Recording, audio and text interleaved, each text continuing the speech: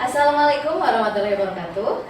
Perkenalkan, saya Siwi Agustianingsih, calon guru penggerak angkatan 9 dari SMP Negeri 2 Cimanggu, Kabupaten Cilacap. Dalam kesempatan kali ini, saya akan mewawancarai beberapa kepala sekolah, yakni ada 3 kepala sekolah. Yang pertama adalah kepala sekolah dari SMP Negeri 41 Atap Cimanggu. Kemudian yang kedua, kepala sekolah dari SMK Kiai Haji Ahmad Dahlan Cimanggu. Dan yang ketiga adalah kepala sekolah dari sekolah saya sendiri, yaitu kepala sekolah dari SMP Negeri 2 Cimanggu. Berikut adalah video dari wawancara yang saya lakukan. Ini ada kepala sekolah. Selamat pagi Bapak. Selamat pagi. Ya, mohon maaf saya mengganggu waktunya. Di sini saya ingin meminta waktu untuk mewawancarai terkait pengambilan keputusan berdasarkan nilai-nilai kebajikan sebagai seorang pemimpin, Bapak. Berkenan? Iya, silakan. Nah, di sini mungkin sebagai seorang pemimpin, jadi di sekolah itu pasti menemui kasus-kasus nih Pak. Betul, Ya. tidak lepas dari kasus. Iya, nah menemui kasus tersebut bisa bertentangan gitu, atau bisa antara nilai yang satu dengan nilai yang lainnya itu memberatkan gitu, istilahnya antara yang satu benar kemudian yang satu lagi benar. Nah, di sini pertanyaan saya, selama ini kira-kira Bapak itu dalam mengidentifikasi kasus-kasus yang merupakan dilema etika atau bujukan moral itu seperti apa, Pak? Yang saya lakukan di instansi saya di sekolah SMP Negeri 4 Satap Cimanggu, jika saya merasa tidak ada yang melanggar hukum, berarti itu termasuk dilema etika. Dan sebaliknya, jika ada pelanggaran hukum, maka adalah bujukan moral. Itu yang saya alami seperti itu. Iya Pak. Oke, berarti kalau ada yang melanggar hukum, kalau tidak melanggar hukum berarti itu dilema etika. Ya, sedangkan sebaliknya, jika ada yang melanggar hukum berarti itu termasuk ke bujukan moral. Ya. Nah, kemudian selama ini bagaimana dalam menjalankan pengambilan keputusan di sekolah, terutama untuk kasus-kasus di mana ada dua kepentingan yang sama-sama benar atau sama-sama mengandung nilai kebajikan, itu bagaimana Pak dalam pengambilan keputusan? Ini sebenarnya menurut saya ini sulit, ada dua pilihan. Tapi dalam pengambilan keputusan pada kasus dilema etika, saya terlebih dahulu mengkaji baik buruk dari kedua hal yang terdapat pada kasus tersebut. Karena sama-sama baik, sama-sama benar. Tapi di antara itu ya kita mengambil keputusan yang terbaik, yang paling benar. Oke, berarti terlebih dahulu dikaji dulu ya, ada betul. baik buruknya dari kedua hal yang sama-sama benar itu ya, yang menerapkan itu. Nah, kemudian saya juga ingin menanyakan terkait kira-kira prosedur atau langkah-langkahnya itu yang biasa dilakukan selama ini seperti apa Pak? Langkah-langkah yang saya lakukan itu merenungi sendiri permasalahan, kemudian mengumpulkan teman-teman. Mengapa mengumpulkan teman-teman? Dengan teman-teman ya jelas ada masukan, ada pendapat dari teman, mungkin di saya tidak ada dan teman ada. Jadi insya Allah itu menambah dalam mengambil keputusan bisa lebih efektif gitu. Oke, berarti diawali dari tadi merenungi diri sendiri dulu, ya, kemudian mendiskusikan dengan teman, baru mengambil keputusan gitu ya. Pak. Nah, kemudian kalau menurut Bapak sendiri kira-kira hal-hal apa saja sih yang selama ini dianggap efektif untuk mengambil keputusan pada kasus-kasus dilema etika? Yang efektif sesegera mungkin sampaikan secara runtut kepada teman-teman. Jadi secara cepatlah untuk mengatasi permasalahan yang ada gitu. Jadi tidak Masih jangan bertele-tele, ikan sepat, ikan gabus, lebih cepat lebih bagus begitu. Jadi memang harus lebih cepat Iya, ya, iya. karena memang ini adalah sebuah kasus ya Pak. Betul. Jadi harus segera mungkin ditangani. Jangan dibiarkan berlama-lama. Iya. Jadi yang memang harus efektif ya ini Iya, berarti kuncinya iya. untuk cepat. Kemudian hal-hal apa saja yang selama ini dalam pengambilan keputusan tersebut itu adalah sebuah tantangan menurut Bapak itu apa Pak? Menurut pengalaman saya ini yang menjadi tantangan ini karakter guru kan berbeda-beda. Oke. Kemudian wawasan guru juga berbeda-beda. Persepsi guru berbeda-beda. Jadi ini menjadi tantangan. Kurang solidnya dari teman-teman termasuk tantangan dalam pengambilan keputusan. Oke, berarti ini tantangannya memang dari pihak luarnya berarti ya Pak, Iya, dari iya, karakter, iya. tadi wawasan, dari guru-guru tersebut. Kalau kurang solid juga bingung ya Pak. Iya, iya jelas. Apalagi dalam pengambilan keputusan, benar sekali. Terus kemudian apakah dalam penanganan kasus dilema etika tersebut, apa misalkan ada jadwal tertentu Pak?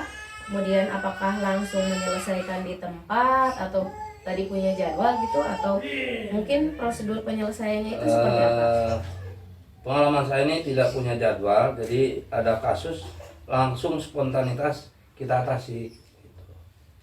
Seperti tadi secepat mungkin kita atasi bersama-sama dengan warga sekolah, dengan teman-teman sejawat. Oke, berarti tidak ada jadwal tertentu, tidak ada. Betul. Yang penting masalah tersebut harus sesegera mungkin diselesaikan ya Pak. Betul. Oke. Kemudian adakah seseorang atau faktor-faktor yang selama ini mempermudah atau membantu Bapak dalam proses pengambilan keputusan tersebut Pak?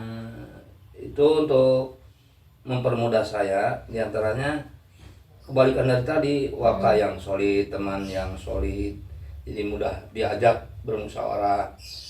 Intinya ada kerjasama yang baik diantara teman-teman, rekan-rekan warga sekolah.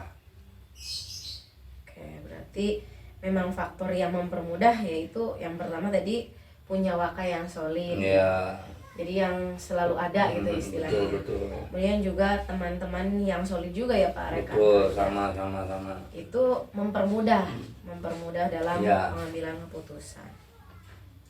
Kemudian dari semua hal yang telah tadi disampaikan, kira-kira menurut Bapak pembelajaran apa yang bisa dipetik dari pengalaman Bapak dalam mengambil keputusan dalam kasus dilema etika Pak? Oh iya, pengalaman itu kan guru yang paling baik. Iya. Dengan adanya kasus tadi, kita cermat, tepat dalam mengambil keputusan, termasuk pelajaran bagi saya.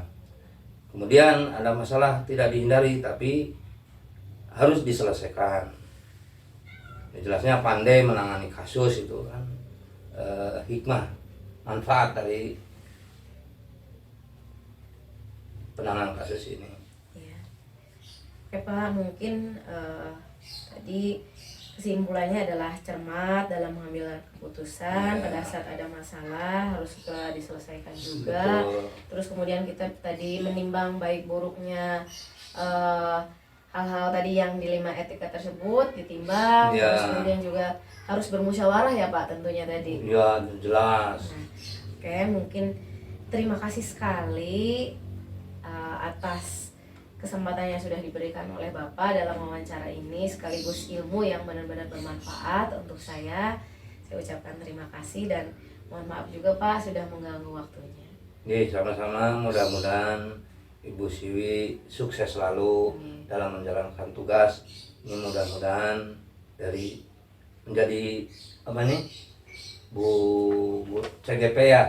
Iya, CGP yang sukses. Amin. CGP yang cartiman. Amin. Lancar, tertib, aman. Amin. Demikian. Assalamualaikum warahmatullahi wabarakatuh. Waalaikumsalam warahmatullahi wabarakatuh. Terima kasih Pak. Mohon maaf mengganggu waktunya Pak. Di sini saya bertujuan untuk mewawancari Bapak terkait pengambilan keputusan berdasarkan nilai-nilai kebajikan sebagai seorang pemimpin. Bersedia ya Pak? Iya. Silakan. Selama ini kira-kira di sekolah itu kan banyak kasus ya Pak. Nah, kira-kira bagaimana Bapak dapat mengidentifikasi kasus-kasus tersebut yang merupakan dilema etika atau bujukan moral? Ya, di interaksi tadi kan banyak sekali pasti permasalahan. Dalam hal ini kalau saya mengidentifikasi terkait dengan dilema etika itu kan kasus yang bisa dikatakan benar dengan benar. Kalau yang bujukan moral itu salah dengan benar.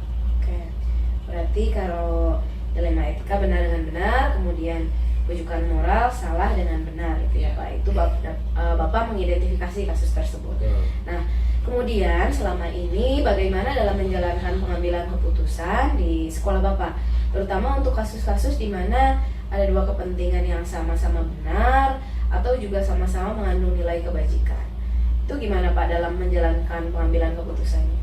Oke, dalam mengambil keputusan biasanya kita cek dulu data dan faktanya.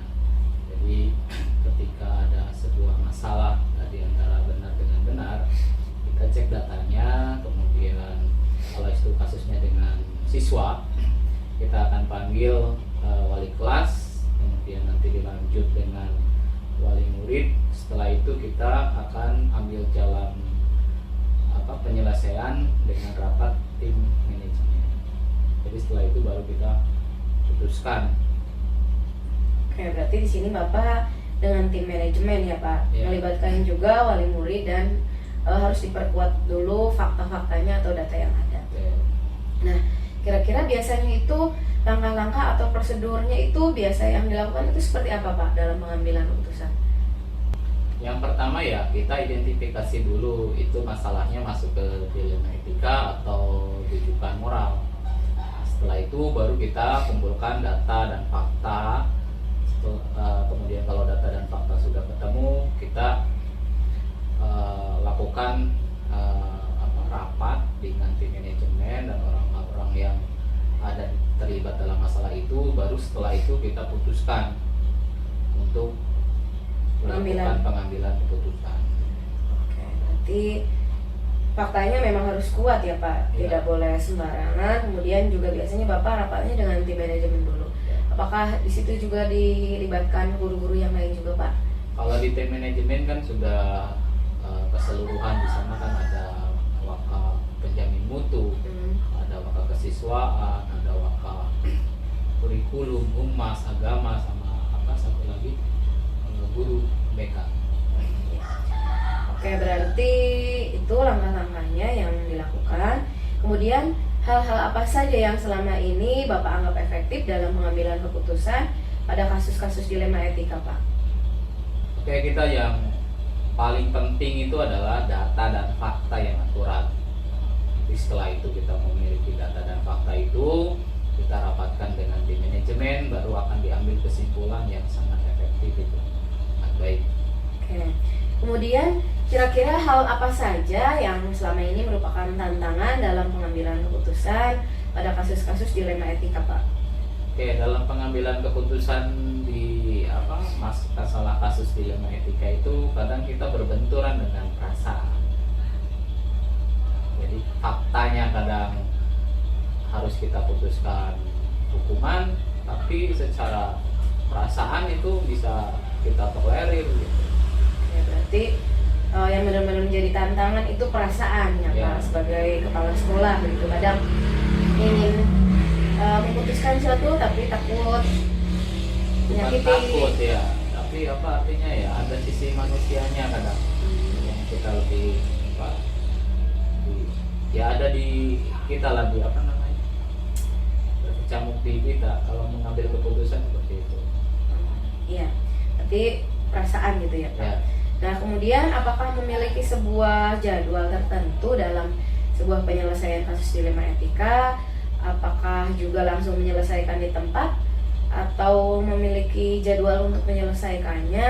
Kemudian bentuk prosedurnya itu seperti apa yang dijalankan Pak? Ya, dalam penyelesaian dilema etika itu kalau kita lihat dulu data permasalahannya apa ini. Apakah memang bisa langsung kita putuskan karena misalnya sudah terkumpul data dan faktanya, maka akan kita selesaikan langsung. Namun jika memang itu terus ada kajian lain atau diskusi lain dengan tim lain, ya maka mungkin akan terjadwal. Jadi kita lihat dulu seberapa berat atau seberapa penting kita mengumpulkan datanya. Oke, jadi tidak langsung diselesaikan, tidak semuanya ya Pak, tapi berdasarkan kasus tersebut itu seperti apa. Kalau diperlukan tadi ada kajian tertentu, itu mungkin butuh waktu gitu ya Pak.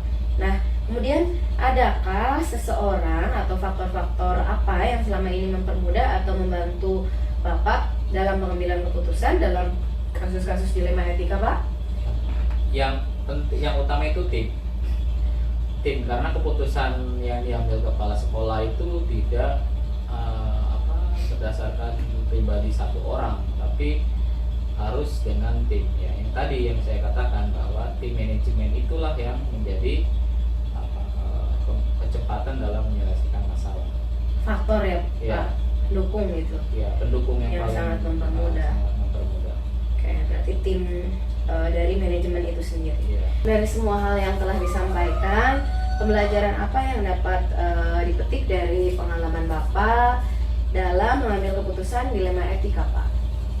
Hal yang dia dipetik itu yang pertama dalam pengambilan keputusan, apalagi yang terkait dengan dilema etika, itu kan antara yang kondisi benar dengan benar. Jadi tim datanya harus akurat, benar-benar akurat. Kemudian setelah itu kita diskusikan dengan tim manajemen, karena keputusan kepala sekolah itu atau pimpinan sekolah itu tidak bisa sendiri, harus ada masukan-masukan dari tim manajemen.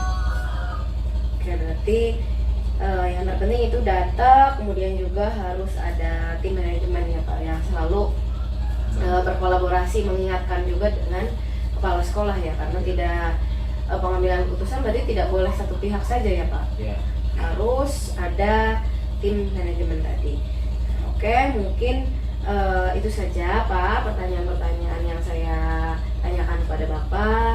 Saya ucapkan terima kasih, mohon maaf juga sudah mengganggu waktunya. Terima kasih atas ilmu yang Bapak berikan terkait pengambilan keputusan Pak. Ya, kita sama-sama belajar, apalagi ini terkait dengan dilema etika dan kehidupan moral. Dan semoga Bu Siwi di CGP ini bisa mengajarkan dengan lancar dan ilmunya bisa dimanfaatkan untuk sekolah. Iya Pak.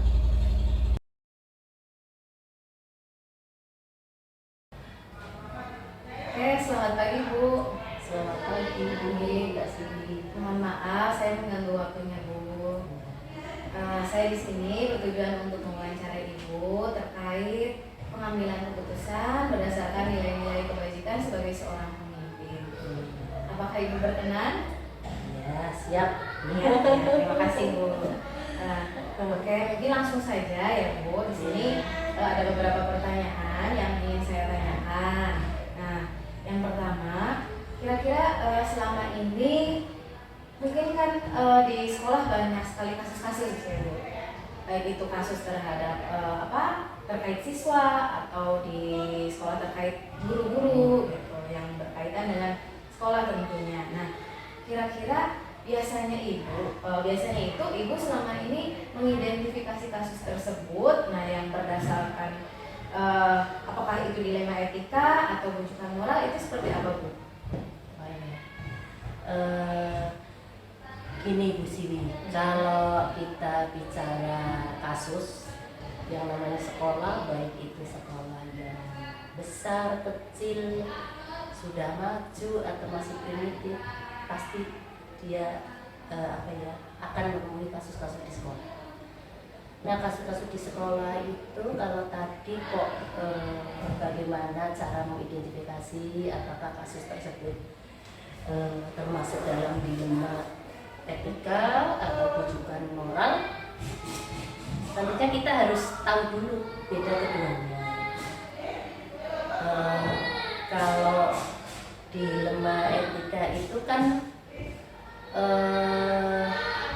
jika kita dihadapkan pada dua keputusan keputusan, intinya kita harus mengambil satu keputusan, tapi di situ ada dua keputusan yang kebetulan kedua-duanya itu benar walaupun itu bertentangan. Sedangkan kalau bujukan moral kan ada dua keputusan, tapi itu udah jelas keputusan yang satu itu memang salah, kalau yang satunya benar. Jadi sering dikatakan kalau dilema etika itu benar versus benar. Tapi kalau bujukan moral itu benar melawan salah. Di sekolah kebanyakan kasus sebenarnya adalah kasus bujukan moral. Ya, kebanyakan di sekolah. Jadi kasus-kasus yang sebuah dilema etika itu hanya sedikit. Ya. Makanya sering sekali orang salah salah itu sebenarnya bujukan moral tapi nganggapnya itu dilema etika. Ya. Nah, untuk mengidentifikasi itu semua sebenarnya gampang. Kalau misalnya ada dua, kita dihadapkan ada dua apa yang harus kita ambil keputusan. Kalau salah satu dari keputusan itu jelas melanggar aturan atau melanggar hukum apalagi, maka itu jelas bujukan moral. Jadi itu nggak mungkin dilema etika karena udah jelas yang satu jelas melanggar aturan. Iya, keputusan yang melanggar hukum atau melanggar aturan regulasi. Nah, itu jelas kita kan harus memilih yang tidak melanggar aturan, maka itu bujukan moral. Tapi kalau misalnya ada sebuah pilihan keputusan, tapi di situ ternyata milih keputusan A, ya benar, tidak melanggar aturan, memilih keputusan yang B juga benar. Maka di situ berarti kan benar melawan benar, walaupun keputusan itu sebenarnya bertentangan. Misalnya saja, maksudnya bertentangan itu saya harus mengizinkan atau tidak mengizinkan, itu kan bertentangan. Ya. Saya harus memberangkatkan atau tidak memberangkatkan. Saya harus memilih menaikkan atau tidak menaikkan. Tapi masing-masing itu walaupun bertentangan, kalau ditelusuri lebih jauh lagi, itu sebenarnya sama-sama benar. Itu dilema etika. Jadi hanya seperti itu, mengidentifikasi mana itu dilema etika, mana itu bujukan moral. Intinya kalau bujukan moral itu jelas satu yang bisa diambil itu melanggar aturan atau hukum. Kalau yang satu yang benar, jelas harus milih yang benar. Sekarang contoh kalau bujukan moral. Kalau di sekolah itu sering gini, bukan di sekolah ya, maksudnya entah di perusahaan atau di mana ada kejadian orang misalnya mau pinjam dana sekolah, orang butuh, datang ke bendahara, lalu boleh enggak, pinjam uang bos, dana bos itu, iya kan?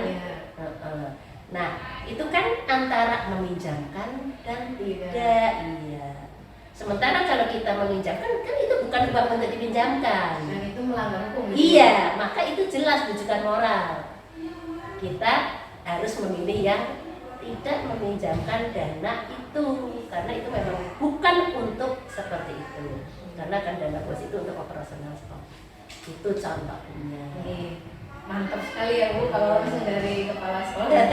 Jadi bisa membedakan mana itu dilema etika atau bujukan moral. Iya.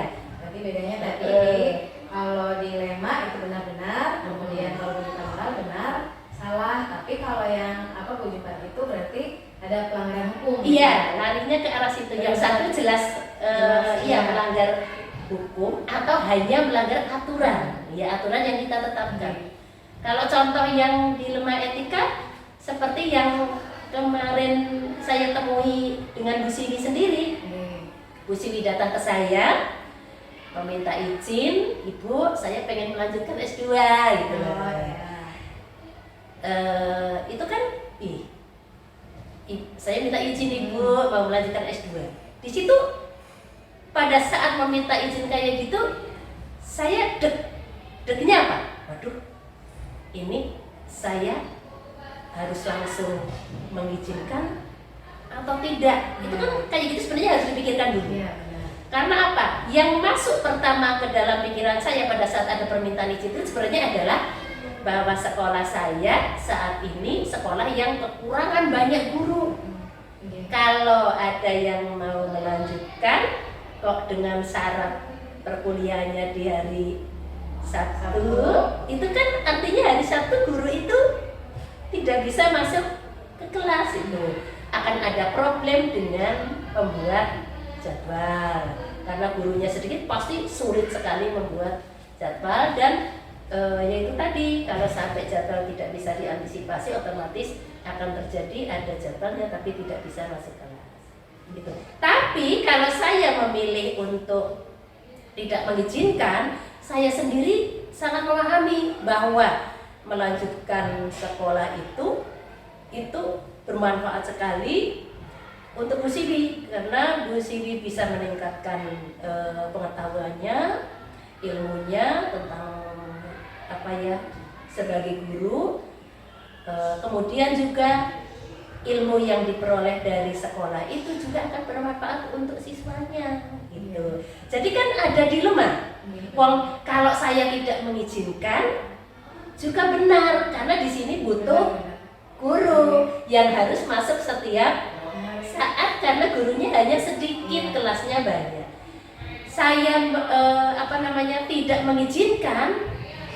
Sebenarnya benar juga itu tadi. Kalau saya mengizinkan, ya benar juga karena Bu Siwinya kan memang akan mendapatkan ilmu dan itu akan bermanfaat ke siswa, bisa ke guru yang lain kayak gitu. Jadi itu contoh dilema etika di situ yang dialami kebetulan dialami kita kan memang kemarin itu makanya saya pun tidak langsung menjawab kan iya nanti dulu saya Jadi pikirannya luas ya Bu kalau sudah pengalaman. iya tidak diizinkan dong itu juga penting untuk menambah pengetahuan dan nanti akan ada dampaknya ke siswa. Kalau saya mengizinkan tidak mengizinkan itu juga benar. Karena iya jadi sama-sama tidak mengizinkan ya karena sebenarnya nanti ada waktu yang harusnya untuk siswa harus terpotong karena ada perkuliahan. Itu dilema. Saya jadi paham. Kemudian, selama ini kira-kira bagaimana dalam menjalankan pengambilan keputusan di sekolah, terutama untuk kasus-kasus di mana ada dua kepentingan yang tadi yang sama-sama benar atau sama-sama mengandung keduanya nilai kebajikan. Biasanya seperti apa kalau dalam pengambilan keputusannya? Nah, untuk mengambil keputusan sebenarnya kalau itu sebuah dilema ya, dilema etika karena itu benar versus benar, maka itu yang sulit. Jadi mengambil keputusan kalau yang bujukan moral mah gampang, tinggal milih yang benar aja. Tapi kalau yang dilema etika memang perlu cara, perlu langkah-langkah yang harus dilakukan. Tapi kalau ibaratnya saya sendiri kalau mengambil keputusan seperti itu pasti saya tidak akan langsung menjawab, tapi oh iya nanti coba saya pikirkan dulu karena itu memang butuh langkah-langkah intinya itu. Nah, langkah-langkah untuk mengambil keputusan itu sebenarnya sangat banyak, tapi intinya saya itu sok berpikir gini. Yang saya pikirkan gini, pokoknya kalau mengambil keputusan yang dilema itu saya akan memilih keputusan yang setelah diidentifikasi, dipikirkan bahwa itu akan bermanfaat untuk banyak orang gitu. Jadi kalau misalnya ada dua pilihan, A dan B, pilihan yang bertentangan, padahal itu sama-sama benar, sama-sama punya kebajikan gitu loh. Nah itu saya akan memilih yang lebih banyak manfaatnya. Artinya bermanfaat untuk orang lebih banyak dibandingkan yang sedikit. Itu.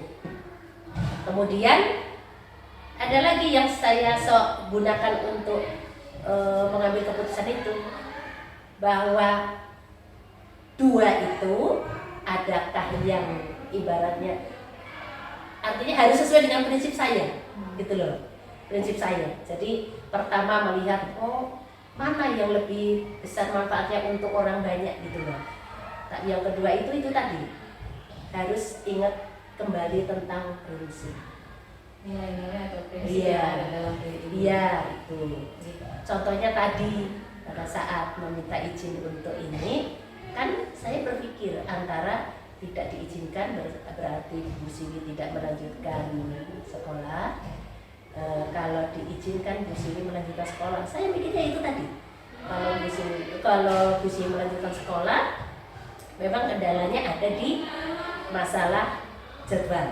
Ya, harus merubah jadwal, harus ini. Tapi di situ bermanfaat untuk Bu Siwinya, apa yang diperoleh di perkuliahan, bermanfaat untuk siswa, bermanfaat untuk teman-teman karena bisa menularkan ilmunya, juga bermanfaat untuk saya pribadi sebagai kepala sekolah, dan juga akan tetap walaupun tidak secara langsung akan wali murid itu merasakan manfaatnya. Itu. Tapi kalau misalnya saya tidak mengizinkan, Bu Siwi tidak melanjutkan, tapi maka di situ manfaatnya hanya bahwa di Bu Siwi akan lebih fokus ke anak, gitu ya. Jadi hanya satu manfaatnya itu, fokus di jam mengajar, tidak akan meninggalkan jam mengajar. Jadi hanya satu. Jadi dibanding dengan yang tadi, ternyata banyak bermanfaat ya kalau melanjutkan, gitu loh. Dan dua-duanya kan memang tidak melanggar aturan, karena memang ada boleh izin, ya kan, ada boleh melanjutkan. Setiap guru itu punya hak untuk melanjutkan dan dia bisa mengajukan izin untuk belajar kembali.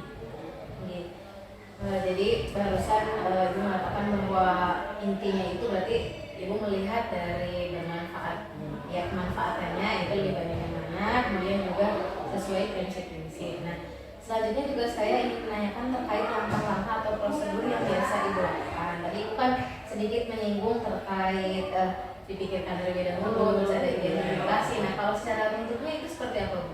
Kalau ya itu tadi kan secara singkatnya ya, seperti itu melihatnya bahwa mana yang bermanfaat. Tapi sebenarnya pada saat mengambil keputusan tadi antara mengizinkan dan tidak, sebenarnya itu ya banyak runtutannya. Intinya kalau kita mendapatkan suatu kasus atau permasalahan, nah itu tadi pertama kita harus tahu dulu itu dilema etika atau Berarti yang identifikasi iya. kasus. Jadi tapi nanti setelah itu gini, sebenarnya kita akan melihat kebajikan yang ada di situ dulu. Iya. Artinya kita harus tahu dulu bahwa di dalam itu ada nilai-nilai yang bertentangan. Gitu. Jadi itu yang makanya disebut dilema. Nilai bertentangan tapi benar semua. Kan biasanya kalau bertentangan mah satu benar satu salah, tapi itu mah kok bertentangan tapi kok benar semua. Ya. Menaikkan dan tidak menaikkan, loh bertentangan tapi kok itu benar semua, itu loh, tidak ada yang salah. Itu jadi harus tahu itu. Jadi harus tahu dulu kenapa nilai apa yang bertentangan. Contohnya tadi pada kasus Bu Siwi meminta izin, kan muncul dua hal yang bertentangan, dua nilai yang bertentangan, mengizinkan dan tidak mengizinkan. Itu. Nah, terus ditelaah, ini mengizinkan kok menjadi benar karena apa? tidak mengizinkan juga jadi benar karena apa lanjutannya itu ya, alasannya kok mengizinkan ya benar, tidak mengizinkan ya benar, alasannya apa. Nah setelah itu harus dipikirkan, kayak tadi saya, oh Bu Siwi minta izin, saya pikirkan kira-kira dengan keputusan yang akan saya ambil itu artinya dengan kasus itu kira-kira siapa saja yang nanti akan terlibat. Iya, jadi siapa saja yang akan terlibat. Contohnya saya hanya berpikir, waduh di kasus ini akan melibatkan pasti kurikulum terlibat karena dia pembuat jadwal kan gitu. Siswa juga akan terlibat karena dia akan ada hari yang tanpa Bu Siwi di sekolah. Kalau itu terjadi kegiatannya luring kan itu. Kemudian guru yang lain juga, tidak hanya kurikulum, guru yang lain karena di situ kalau ibaratnya kalau saya akan mengizinkan, otomatis saya harus mencari solusi supaya guru yang lain bisa dengan rela, sukarela untuk di hari itu Bu Siwi tidak ada jam mengajar, tapi di hari yang lain ada, misalnya seperti itu. Jadi banyak yang dilibatkan, termasuk kepala sekolah sendiri juga terlibat, bisa jadi juga wali muridnya kan seperti itu. Nanti mau pikir kok setiap hari ini Bu Siwi iya gitu loh, nggak ada seperti itu. Jadi harus tahu orang yang terlibat. Nah setelah sudah tahu bahwa oh nanti yang terlibat orang-orang itu, maka mulai mengumpulkan fakta-fakta gitu loh. Fakta yang ada, kenyataan yang ada. Bahwa kenyataan yang ada bahwa Bu Siwi itu jam untuk mengajar itu dari hari Senin sampai hari Sabtu karena dulu 6 hari kerja. Itu kan fakta. Gitu. Terus fakta yang lainnya lagi, oh karena kuliah otomatis Bu Siwi membutuhkan hari Sabtu itu untuk mengikuti kuliah walaupun hanya beberapa jam kan kayak gitu. Jadi itu faktanya. Artinya bahwa kalau tidak dipikirkan matang-matang dengan ada fakta seperti itu bisa akan mengganggu siswa belajar. Nah kalau sudah menemukan itu semua, mulai lari pada itu apa namanya, ibaratnya lari ke uji benar dan salah. Kalau saya mengizinkan benar enggak ya, tidak mengizinkan benar enggak ya. Nah itu tadi dengan cara ibaratnya setelah ditelusuri alasannya, kalau saya mengizinkan jadinya nanti kayak gini, tidak mengizinkan jadinya kayak gini, kan akhirnya ketemu, oh ternyata itu bukan tidak ada salahnya, benar semua. Maka lari yang berikutnya, wah ini benar semua, harus lebih hati-hati lagi dalam mengambil keputusan karena benar semua. Nah kalau sudah ketemu itu bukan benar dan salah, lalu kita mulai ibaratnya lebih menelaah lagi tentang benar dan benar. Yang tadi saya larinya adalah dengan mana yang lebih bermanfaat ke banyak orang gitu loh. Ya akan berusaha untuk lari ke sana, mana yang sesuai dengan prinsip saya gitu loh. Kemudian juga artinya kalau apa ya, kalau misalnya saya mengharapkan pada seseorang itu akan mengharapkannya yang mana gitu, apakah diizinkan ataukah tidak kan gitu. Kayak Bu Siwi mungkin kan dalam hati juga semoga diizinkan kan kayak gitu.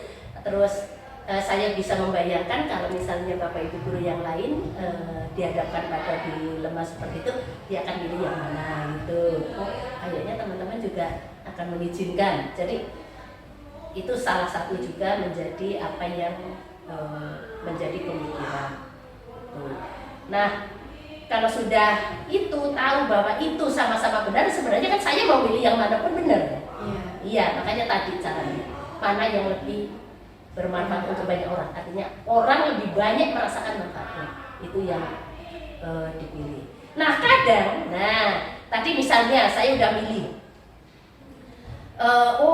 Lebih banyak manfaatnya itu kalau saya mengizinkan tadi. Guru dapat manfaatnya, Bu Siwi lebih pintar, bisa ngajari, memberikan ilmu sesuatu. Siswa juga dengan sekolah Bu Siwi lebih jago dalam hal metode mengajar, siswa juga senang, kan gitu. Saya selaku kepala sekolah dengan Bu Siwi punya kompetensi yang lebih, pengetahuan yang lebih, pasti akan sangat membantu saya sebagai kepala sekolah. Itu ya, jadi nah sudah memilih itu misalnya ya, kayak kemarin kan akhirnya saya memilih mengizinkan. Nah itu kadang akan muncul trilema ya, akan muncul yang namanya ide lah ya, pilihan untuk memutuskan, tapi sebenarnya itu ada lebih kreatif keputusan itu. Contohnya mengizinkan, tapi oh iya kalau saya akan memilih mengizinkan, saya kayaknya cenderung mengizinkan, tapi harus cari yang lebih kreatif. Misalnya itu tadi dengan berembuk, mengumpulkan semua yang terlibat, diajak diskusi, sharing, yang artinya dengan banyak ide, banyak kepala, pasti akan banyak muncul ide-ide yang lebih kreatif. Contohnya kan tadi takutnya Bu Siwi di hari Sabtu ada jadwal tapi tidak bisa ngajar, tapi dengan berkumpul banyak orang ini akan oh kan ini bisa, misalnya hari Sabtu itu ditata supaya Bu Siwi tetap kalau ada jamnya bisa ngajar. Tapi kalau sampai ibaratnya kok terjadi ada perubahan jadwal dari sana, ternyata daringnya jam sekian, artinya Bapak Ibu guru juga sudah ada yang siap untuk menggantikan. Jadi itu dengan mengumpulkan semua yang terlibat, saya ajak untuk mencari keputusan yang terbaik. Keputusannya tadi sudah cenderung ke yang mengizinkan, tapi dampak dari mengizinkan itu yang mungkin nanti akan merugikan siswa itu bisa di-cover oleh yang lain. Nah itu semua bisa tanpa kendala, tanpa ibaratnya masalah, jika seorang pemimpin pada saat memimpin di sekolah dia juga bersifat humanis pada Bapak Ibu guru. Jadi kalau kepala sekolah tidak merasa sok pinter, keputusannya harus selalu yang dia inginkan, itu kalau ada permasalahan dilema kayak gitu, semua guru itu ibaratnya membantu cari solusi gitu loh. Bu, mending diizinkan juga nggak apa-apa. Nanti kan kalau ada kalau misalnya jadwalnya ternyata diubah, Bu Siwi harus daring, kan nanti bisa dibantu oleh yang lain masuk ke kelas. Jadi itu sebenarnya intinya yang namanya mengambil keputusan dilema etika itu harus mengajak banyak orang. Jadi ya tadi orang-orang yang dalam pikiran sudah diidentifikasi bahwa itu orang-orang yang terlibat di dalamnya gitu loh, kurikulum. Ya nggak ini juga dia rela untuk mengubah jadwalnya gitu. Iya, guru-guru yang lain siap bantu kalau nanti ternyata ada pergeseran ini, apalagi kok tiba-tiba kuliahnya luring gitu loh. Kan kadang-kadang kayak gitu, nggak ada yang tidak bisa dilakukan dengan daring. Saya kira itu Bu Siwi langkah-langkahnya, tapi setelah mengambil satu keputusan pun tetap keputusan itu harus diulangi lagi, harus dipikirkan lagi dari awal. Nah, kejadiannya kayak gini sampai akhir didapatkan keputusan, sudah dinyatakan, itu tetap dari awal harus diteliti lagi apakah sudah memang paling benar untuk mengambil itu, dan direfleksi nantinya. Jadi sambil kalau tadi kasusnya kebetulan di sini adalah yang Bu Siwi, sambil direfleksi pada saat setelah berjalan apa yang muncul itu loh. Mungkin aja permasalahan yang muncul dengan pengajaran atau tidak. Jadi itu pentingnya. Kalau ada permasalahan kan nanti bisa ditindaklanjuti. Iya Bu, itu sangat berlengkap sekali ya langkah-langkahnya, mulai dari tadi identifikasi kasus itu, Iya. apa dilema atau bujukan, kemudian dilihat juga nilai kebajikannya, lihat ada yang bertentangan, nilai yang bertentangan itu apa, kemudian melihat juga alasan dan juga tadi melihat siapa saja yang nanti akan dilibatkan, kemudian fakta, uji benar dan salah, kemudian ada opsi dilema dan kalaupun sudah pengambilan keputusan harus diulangi mikir lagi. Oh itu dulu kejadiannya kayak gini, langkah-langkahnya. Oh langkah ini kayaknya udah bener gitu loh. Jadi gitu. Itu tadi langkah-langkahnya. Dan kemudian yang saya tanyakan juga di sini, kira-kira selama ini yang Ibu anggap efektif dalam pengambilan keputusan pada kasus dilema etika itu apa, Bu? nah, sebenarnya ada 9 langkah untuk mengatasi dilema etika. Tapi itu tidak mutlak harus dilakukan semua. Maka dalam banyak kasus, misal kasus di luar tadi ya, misalnya pada saat Gusi minta izin untuk melanjutkan sekolah, ada kasus sebenarnya banyak sekali ya, banyak sekali. Nah kalau yang menurut saya efektif adalah supaya cepat segera bisa memutuskan adalah dengan mengajak banyak orang untuk terlibat. Jadi kalau ada dilema seperti itu, kalau saya sendiri lebih senang ibaratnya segera menyelesaikan. Pokoknya mudah, teman-teman diajak, langsung dikumpulkan, diajak untuk diberitahu bahwa ada dilema seperti itu. Kayak kemarin yang viral-viral itu kan, di situ juga banyak dilema etika di kejadian itu. Apakah saya harus mengeluarkan, apakah tidak, dan kayak gitu ya. Artinya apakah saya harus berkomentar di medsos ataukah milih tidak, kan itu. Jadi kalau dituliskan kan sama-sama boleh nggak melanggar hukum, tapi kan harus bisa memutuskan yang terbaik. Maka itu akan semakin banyak orang yang dimintai saran, atasan, kemudian teman ini misalnya sama kepala sekolah, apalagi saya baru gitu loh ya, kepala sekolah baru, lalu teman-teman guru, karena ide kepala sekolah itu tidak selalu yang terbaik gitu loh, akan menjadi yang terbaik kalau ide kepala sekolah itu sudah dipadu dengan bapak ibu guru gitu. Jadi paling efektif itu dan paling cepat. Jadi karena makanya walaupun ada 9 langkah untuk mengambil keputusan, urutannya ada 9, tapi sebenarnya bisa dengan langkah yang cepat, tidak harus melalui 9 itu, adalah dengan cara ini. Oke, berarti yang paling efektif tadi mengumpulkan banyak orang Iya. supaya di situ banyak ide gitu. Iya, ya, Bu? banyak ide, banyak saran. Iya, kolaborasi gitu. Kemudian kira-kira selama ini yang merupakan tantangan dalam pengambilan keputusan pada kasus dilema etika itu apa, Bu, yang jadi tantangan? Oh iya. Kalau apa ya, permasalahan kasus yang selama ini dihadapi, mungkin kalau saya sendiri belum apa ya, tapi kalau dari pihak dalam misalnya bapak ibu guru nggak ada kendala ya, tapi bisa juga di tempat yang lain akan terjadi kendala dari guru. Mungkin ada yang gurunya tidak sepaham dengan kepala sekolahnya, tapi alhamdulillah dalam kasus yang terjadi di sekolah saya, sekolah kita itu saya kira belum merasakan ada kendala dari bapak ibu guru yang artinya bertentangan, ngotot, itu enggak, ide kepala sekolah nggak benar atau bagaimana. Artinya selama ini ya bapak ibu guru kan apa ya, ibaratnya ikut mendukung gitu, ikut memberikan ide, saran kayak gini, tapi kalau ditambah seperti ini gimana ibu. Jadi apa ya namanya, ya itu tadi dan tidak ada kendala, intinya itu tidak ada kendala. Tapi mungkin di tempat lain, kalau menurut saya yang mungkin bisa muncul di tempat lain adalah dari pihak lain yang tidak sepaham.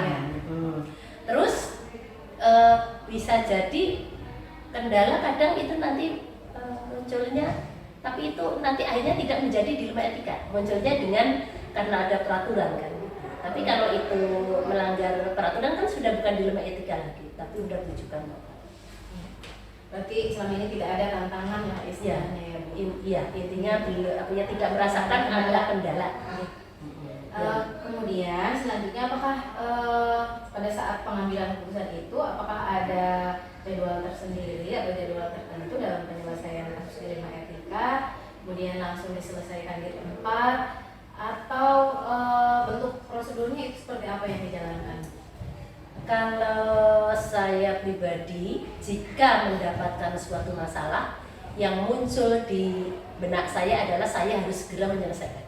Itu intinya, itu harus segera menyelesaikan. Jadi kalau memang itu bisa langsung dihadapi, diselesaikan, ya selesaikan.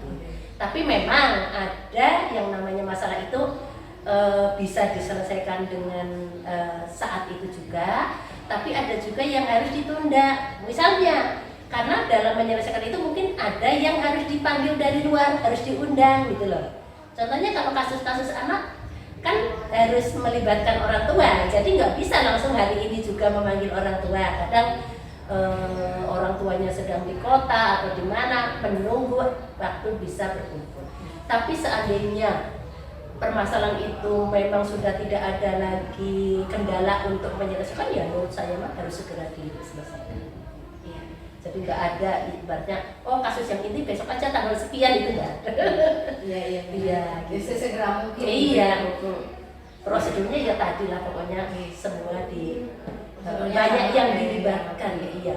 Bisa dengan minta mengajak yang di atasan atau mungkin kalau itu harus dipikirkan, kalau itu mungkin hanya bisa diselesaikan dengan internal sekolah ya.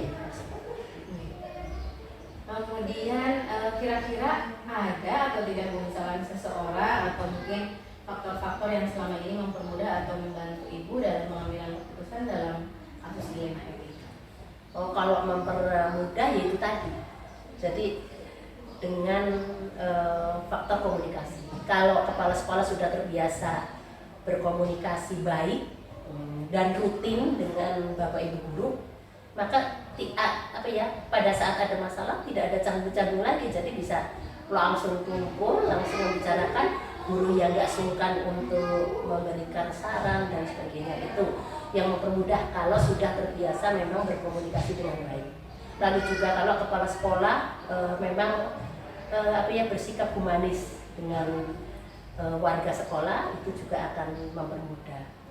Lalu yang saya rasakan adalah ibaratnya yang terkait ya, misalnya karena kita pendidikan, kita punya dinas pendidikan, itu juga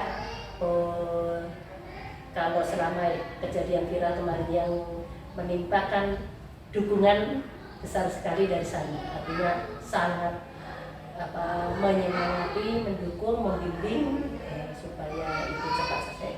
Itu juga sangat mempermudah. Makanya kita juga tidak lama-lama mengalami itu. Bahkan ibaratnya kalau kegiatan yang berkaitan dengan siswanya, siswa belajar, ibaratnya viral kemarin, sekarang aja anak-anak ya enjoy belajar, tidak ada masalah. Berarti dari faktor komunikasi dengan semuanya ya? Iya, semua pihak. Iya, dengan semua harus sekolah benar-benar juga masyarakat. Iya, kalau dengan masyarakat sudah baik komunikasinya, jadi ada sesuatu kan. Kemudian dari semua hal yang telah disampaikan tadi, kira-kira pembelajaran apa Bu yang dapat dipetik dari pengalaman itu pada saat pengambilan keputusan kalau dari proses pengambilan keputusan dilema etika, saya kira pembelajaran yang bisa dipetik yang pertama bahwa seorang pemimpin jangan sok merasa paling pinter, paling mampu, dan jangan sok merasa dia yang berkuasa di sebuah sekolah. Itu yang bisa diambil dari pembelajaran di situ, yang bisa dipetik. Karena apa? Dengan tidak merasa seperti itu, nyatanya permasalahan itu gampang sekali segera diselesaikan. Iya kan? Berarti itu kuncinya ya. Iya, Bu? komunikasi. Iya tadi. Pokoknya kepala sekolah humanis lah, jangan sok merasa pintar, menghargai bapak ibu guru, komunikasi yang baik gitu loh. Dari masalah. Iya. Jadi dengan coba kalau kepala sekolahnya jarang berkomunikasi dengan bapak ibu guru, kan kalau rapat suruh menyampaikan ide ya pada diem aja kan, karena tidak terbiasa ngobrol dengan kepala sekolahnya. Jadi Kadang juga sok takut. iya, itu yang dipetik dari kejadian yang saya alami. Artinya ternyata mendapatkan menghadapi kasus dilema etika karena sudah terbiasa seperti itu, dekat dengan bapak ibu guru, artinya saya berusaha untuk humanis walaupun mungkin orang melihat kata siapa ibu humanis itu, tapi setidak-tidaknya saya sudah berusaha untuk seperti itu. Akhirnya walaupun saya mendapatkan kejadian yang luar biasa kemarin itu ya merasa cepat gitu loh, cepat menyelesaikan, di sekolah juga tidak apa ya, untuk siswa itu nggak ada dampaknya sama sekali jadi gitu loh ya, siswanya tetap enjoy belajar, kegiatan sekolah ya berjalan, bahkan bertambah banyak kegiatan sekolahnya ya gitu. Jadi itu terus saya berpikir, oh kayaknya kenapa saya bisa apa ya, sekolah bisa ini anak-anak ini ya karena itu tadi kompak. Iya, bapak ibu gurunya kompak, semangat, jadi kayak orang nggak ada yang berbeda paham gitu loh. Jadi kayak enak sekali. Yang sulit juga seperti itu Bu, yang berbeda-beda. Nah ya? iya, Bisa. lah di sini kok bisa menyelesaikan ini, kok bisa kayak sepaham gitu loh. Pengen ini, oh iya gitu loh. Gini aja iya gitu loh. Jadi akhirnya kan cepat selesai. Dan kalau mungkin ini saya ibaratnya memetik dari pembelajaran yang dialami sendiri gitu loh ya. Terus intinya apa ya? Yang jelas kalau mendapatkan suatu permasalahan, apalagi yang sampai viral seperti itu, karena itu namanya viral berarti sudah menyangkut media massa, maka langkah tercepat supaya lancar, aman adalah harus segera berkumpul, membentuk tim untuk menyelesaikan itu, sehingga suara yang keluar, cerita yang keluar, menjawab pertanyaan dari mana saja itu dari satu sumber. Iya. Jadi tidak akan ada guru satu menjawab ini, guru dua menjawab itu. Jadi cerita yang muncul dari kejadian itu, kasus itu akan sama. Jadi jangan terlalu banyak orang. Iya, makanya itu. Jadi harus dibentuk, ibaratnya ada humas yang khusus untuk menghadapi para, mungkin ada media massa yang pengen bertanya itu. Jadi jangan banyak orang yang menghadapi. Nanti kadang kalau banyak orang kan padahal tidak semua guru paham semua tentang kasus itu. Jadi harus menunjuk orang yang memang paham dengan kejadian itu dan yang paling bisa dalam hal menyampaikan itu perempuan. Ini Bu, terima kasih sekali atas waktunya dan tentu dari pengalaman-pengalaman Ibu. Jujur saja, ini kan memang tugas ya Bu. Iya. Saya mempelajari materi pun pusing Bu. Nah, kebetulan ini kesempatan sekali ada wawancara. Saya malahan kayak belajar, ini kayak kuliah itu. Jadi benar-benar dari sumbernya dan dijelaskan secara rinci contoh-contohnya. Terima kasih sekali. Jadi kayak kuliah tapi benar-benar mantap gitu. Kadang dilema etika ini itu Bu Siwi. Dilema etika itu kan kita kadang apa ya, biasanya mengarah ke masalah ini loh, antara kebenaran melawan kesetiaan kayak gitu loh. Iya, jadi kadang urusan individu melawan banyak orang kayak gitu. Jadi ada paradigma dalam dilema etika. Nah itu juga harus ditelaah dulu. itu sebenarnya paradigmanya mana? Apakah individu melawan sekelompok orang, contoh kayak yang muncul dengan adanya permintaan izin sekolah kan? Oh itu nanti akan itu berarti kepala sekolah melawan banyak guru, ya, karena bisa jadi banyak guru yang nggak setuju kalau saya mengizinkan gitu. Tapi dari sisi Bu Sibi sendiri, yaitu tadi ada Bu Sibi melawan, makanya itu contoh paradigma. Ada juga yang ibaratnya karena kasihan, misalnya itu, iya, jadi bisa misalnya itu loh, menangani anak nyontek. Kalau anak nyontek kan kadang anak ada yang berani, tapi kan saya nyontek karena ini, itulah, ya kan? Iya, ada di lemah juga ya. Waduh, Telat. iya. Terus kayak kemarin itu yang kasus apa ya? Fauzi apa siapa ya yang ibunya minta jangan dihukum karena nanti kalau dihukum anaknya ganti ngamuk ke ibu. Itu dulu siapa ya, siswa siapa itu? Iya, si Adi. Iya, itu kan orang tuanya, tolong anak saya mah jangan dihukum gitu kan. Karena kalau nanti anak saya dihukum, dia sampai rumah ganti ibunya yang ibaratnya ini lagi sakiti. Kan muncul dilema. Aduh, saya harus memberi konsekuensi apa enggak ini? Kan gitu. Antara memberi konsekuensi dan tidak. Kalau memberi konsekuensi, si adik akan ganti menghukum ibunya, kan ibaratnya kayak gitu. Tapi kalau misalnya saya tidak memberikan konsekuensi, namun dia sudah berbuat tidak benar, kan kayak gitu. Itu sebuah dilema ya. Jadi antara ada kasihannya, iya ya, nanti mau ibunya kan berarti kasusnya dari ibunya munculnya. Ibunya minta jangan dihukum. Akhirnya kan, Karena kalau dihukum ngamuk. kalau dihukum kasihan ibunya ya. Iya. Kan gitu. Jadi milih ini ya bingung, milih ini ya bingung gitu. Jadi Ya udah Bu, terima kasih atas waktunya dan kesempatannya. ya sama-sama di sini. Kebetulan yang diwawancari di sini adalah kepala sekolahnya. Iya. Jadi ya itu tadi saya terus terang bangga sekali punya di sini ya. Artinya dengan kesibukan yang luar biasa bisa masih melanjutkan kuliah dan masih harus mampu dijaga. Pokoknya semangat. Terima kasih Bu.